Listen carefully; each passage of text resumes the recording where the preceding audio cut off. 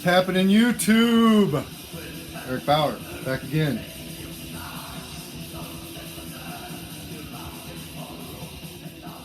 Turn that down a little bit. Listen to the mighty volcano. Fucking awesome shit. And I'm back again. It's been a little while. Well, maybe a week. I don't know. Actually, hasn't been that long.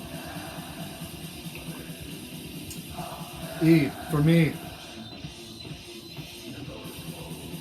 Drinking some Joe. I got some shit to show. Right. Anyway, enough of my nonsense. Yeah, back again. Got some stuff pulled out that I'm going to go ahead and talk about this morning, this afternoon, this evening, whenever you fucking tune in. That's what time it is.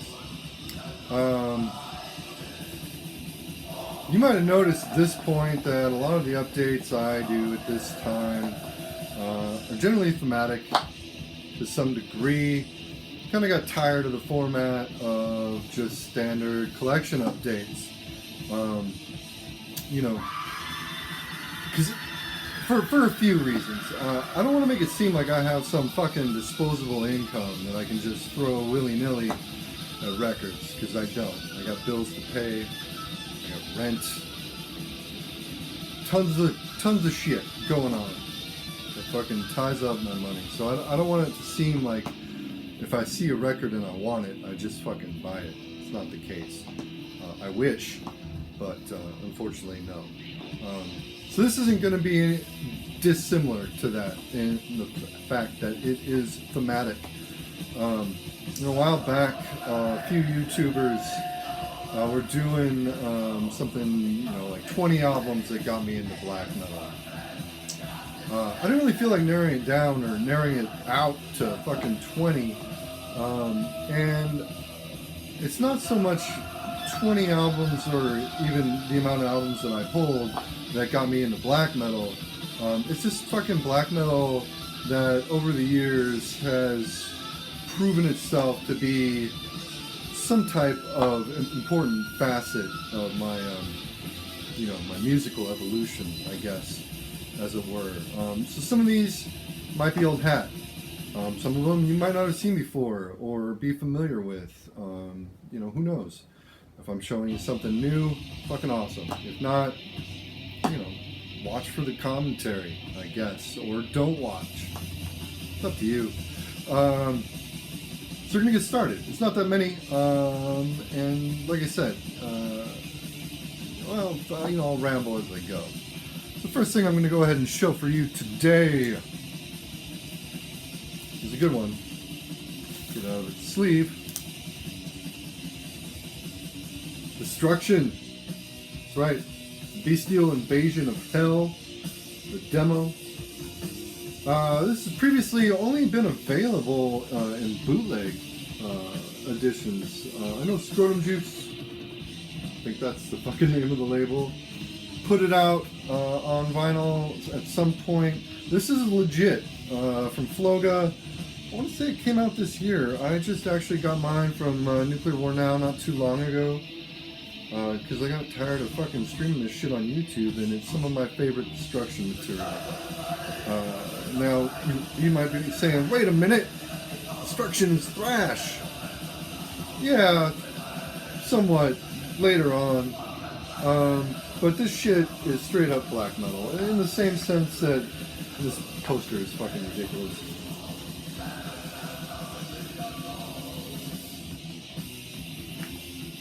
Huge.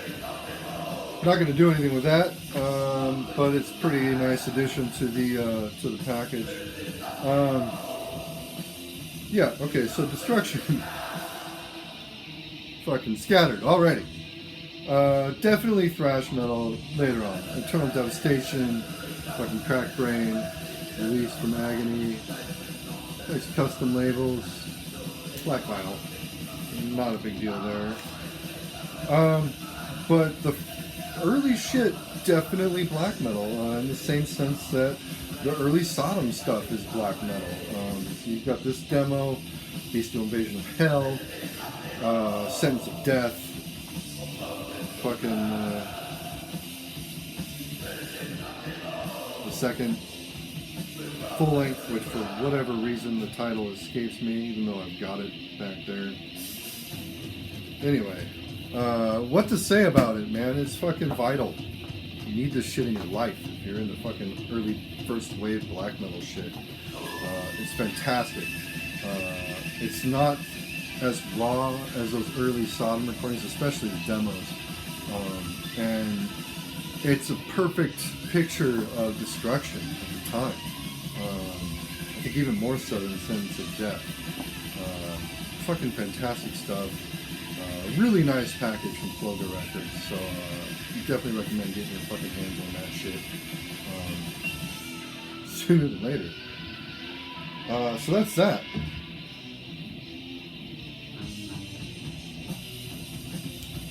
Need that coffee, man. Need it. Second up, this is one of the few that might be old hat for everyone that might be watching. Merciful fucking Fate. A lot of people would probably take issue with the fact that I chose Don't Break the Oath over Melissa.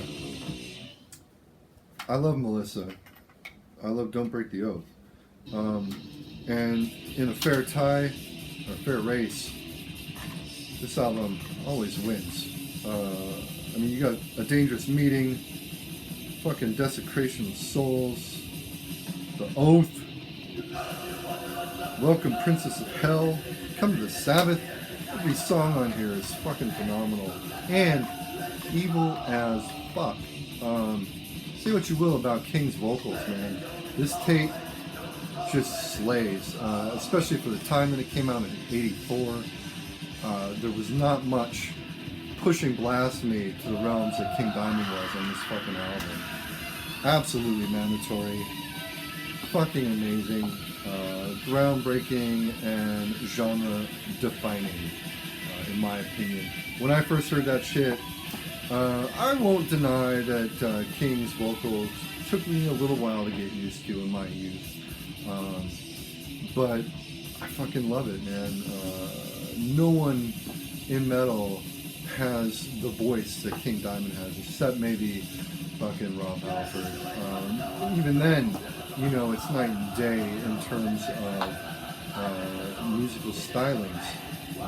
Although one could argue that there are elements of the evilness found in the early black metal shit, like Sin After Sin or Stained Class. I digress. Fucking Merciful Fate, Don't Break the Oath.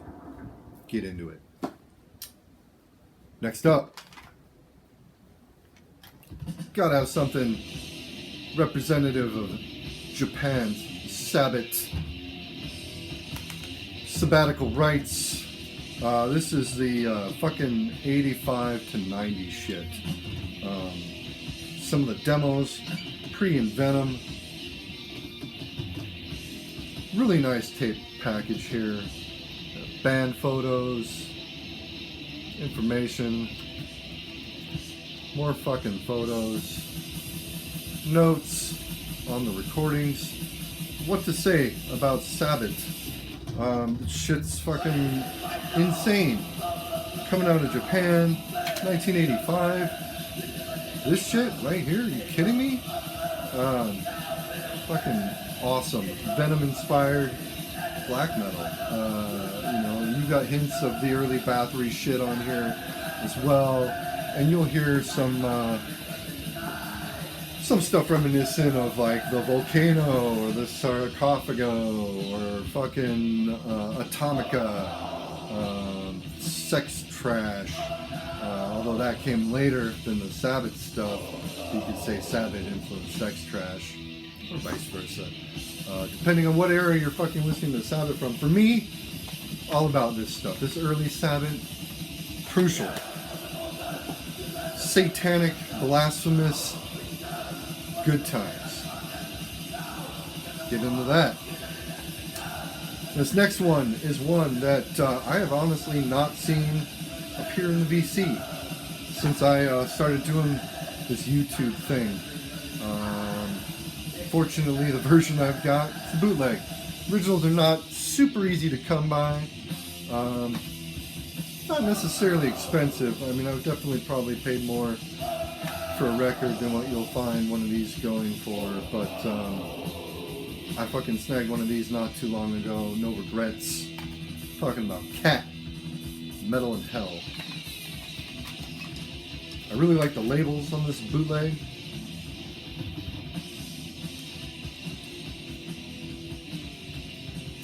Cat was a Polish black metal band. Well, they started off as a black metal band, just in the vein of Venom, really. Maybe early UK Sabbath. This came out in 1986, and fucking just slays. They would later go on to be more of like a thrash, death metal, weird hybrid of sorts. Almost comparable to like Gizm from Japan in terms of like the amount of fucking shit that they would cram into a single album, you know, stylistically at least. This album here though, like I said, it's straight up Venom worship, with some hints of like the early Bathory stuff. And it's phenomenal. Super headbangable, catchy, and just blasphemous stuff, especially coming out of like the Eastern Bloc in 1986. You know, not much comparable from that region, especially at this time. So it's something you definitely got to get into for sure. Just great, great stuff. And what am I going to show you next? I don't know, this was a tough call. Because like I said, all of these have some sort of importance to me in terms of whether they helped kind of define what I was going to be into at this point early on, or whether they've just been long-standing fucking great listens. This definitely was a bit of a grower. I fucking became familiar with this band because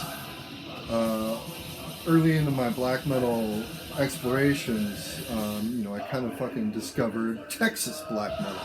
Specifically Apsu and Thornspawn. And Thornspawn's logo looks a lot similar to the logo from Necrobore. Also from Texas. One of the guys in this would go on to be in Thornspawn. This is a boot CD. It's probably hard to see. You got their demo from 1987. Second unreleased demo from 1988, and then a live set that they played in San Antonio, also in 1987. The shit is super raw, not real listener friendly. Band photo, cover again. Interior. Now that original demo goes for bucks, man. You can find one cheap, get on it. It's been bootlegged a lot, you know, including this version. The tape itself, though, also, again, bootlegged a lot. And it's awesome. I think in any way you can fucking get it at this point. You know, I'd be remiss to say that you should pass up on it just because it's not an OG, because like I said, if you can find an OG, a lot of money.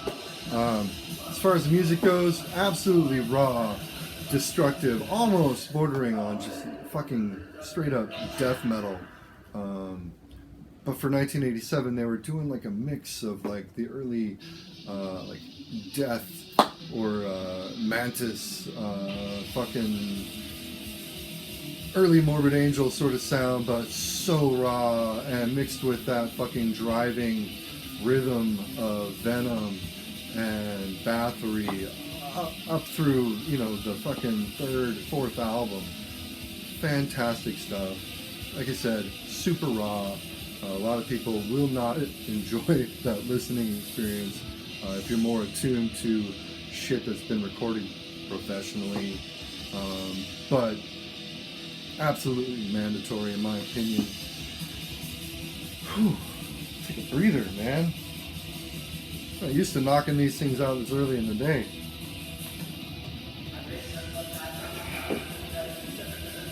Almost spill my coffee on my fucking records. That would have been a disaster.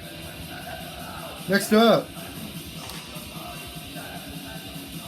Impaled Nazarene. Tol Korn Nors. This is the JL America Osmos cassette pressing of this album. Simple, just old ass Impaled Nazarene logo before they rock the upside down cross between the A and the R. Basic tape credits on the inside, and that's it. That's all you get. I fucking first came across this album, I want to say maybe 1998, and this came out in 93 or 94. I want to say 1998, 1999. I went to a record show in this kind of suburb of Seattle, and it's one of the 2 annual record shows that we have out here, very long running.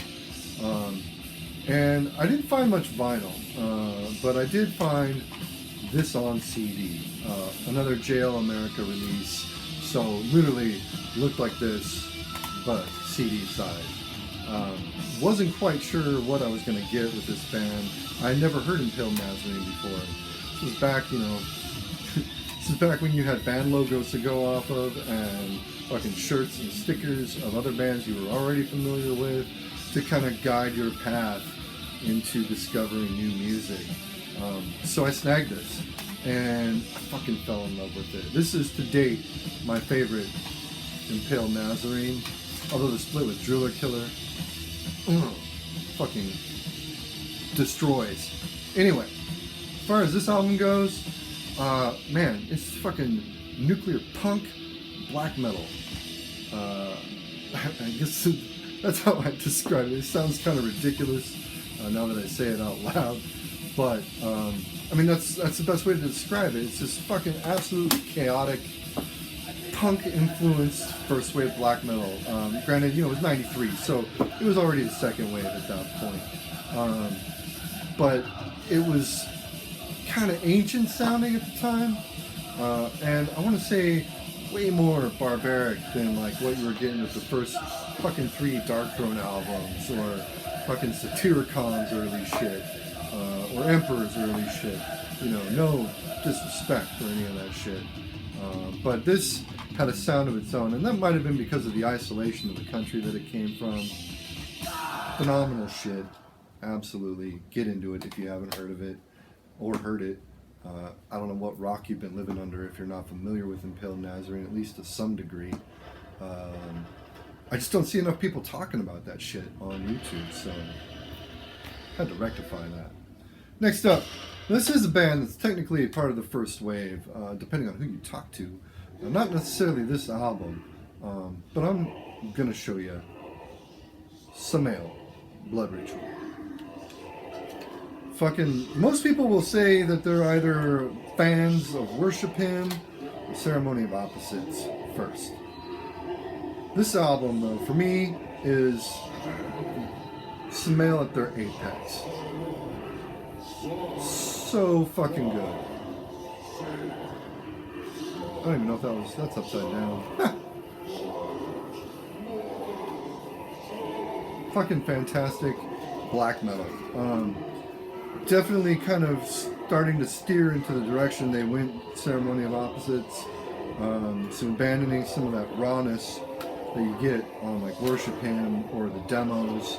But this is just a slow, doomy, brooding masterpiece.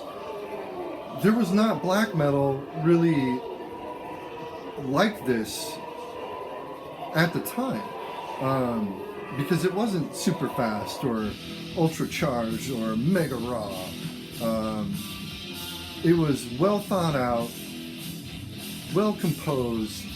The production sounds great. Fucking black metal, and definitely reminiscent of Samael's early shit. But like I said, I don't think they've ever been better than on this album. It's fantastic.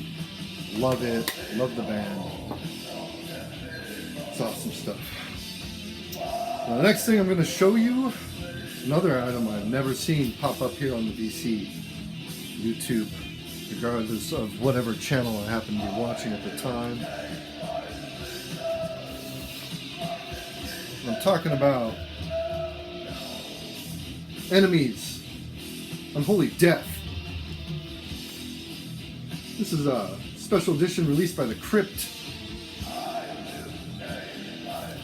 with their demo, Machine of War. It's a triple LP. Mine's actually signed. Pretty nice.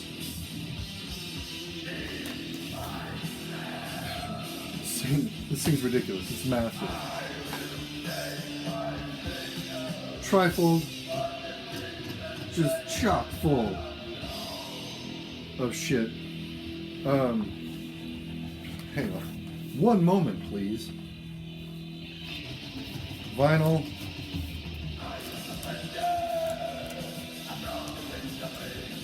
White, gray, black splatter. Fantastic. This album does have a little bit of significance for me. Enemy, released on Unholy Death, 1985, I want to say. When I first became aware of Enemy, I want to say about 94, 95. I went into a Tower Records in Bellevue, Washington at the time. It's not there anymore, long gone. Probably tore that thing down 15 years ago, give or take. Now, at that Tower Records location, there happened to be an employee, some of you guys in the DC might be aware of, named Odin, who went on to basically strictly work for Morbid Records. In fact, he founded Morbid Records in 1993. At this point, though, he was still just a buyer of Tower Records. And I had gone in, and they were open till midnight back in the day, and I went in after work, waiting for a bus, and I ended up snagging the first two Venom albums, Black Metal and Welcome to Hell, on CD. And he rang me up, and he basically said at the time, hey man, if you fucking like this shit, you gotta check out this CD on my label. And it took me back to the metal section, and he pulled out the Enemy Unholy Death CD, which I want to say was released by Morbid in '94, along with that demo as well. The short-lived band. 1986, the singer Kurt Strubing murdered his adopted mother with a hatchet and scissors. It's probably, I don't know the people involved, but reports say that he claimed, thought she was a robot. Chances are that he was under the influence of something, I would guess. Anyway, he went to jail for 8 years, something like that, so he was out by 94, 95. And I don't think they did anything between those years and when this re-release came out. And in 2004, I moved to Las Vegas. Turn the volume down on this a little bit. I moved to Las Vegas in 2004. I was there for about 3 years. In 2005, something just blew up over the news in Seattle, and that was when Kurt Strubing landed in the news again. He'd gotten out of jail, he'd started a family, kind of rebuilt his life. And from all things that I've read, totally different person than he was when he went into jail. Reformed for sure. At any rate, he came up to the swing bridge, connects West Seattle to this place in Seattle called Harbor Island, Spokane Street. Very, very recognizable landmark as part of the Seattle landscape. One of the few swing bridges in the country for a tugboat to go through, and once the swing bridge was open, he was in his Jetta, plowed through the gates, plummeted down. I want to say it's maybe a 150-foot drop to the water, died.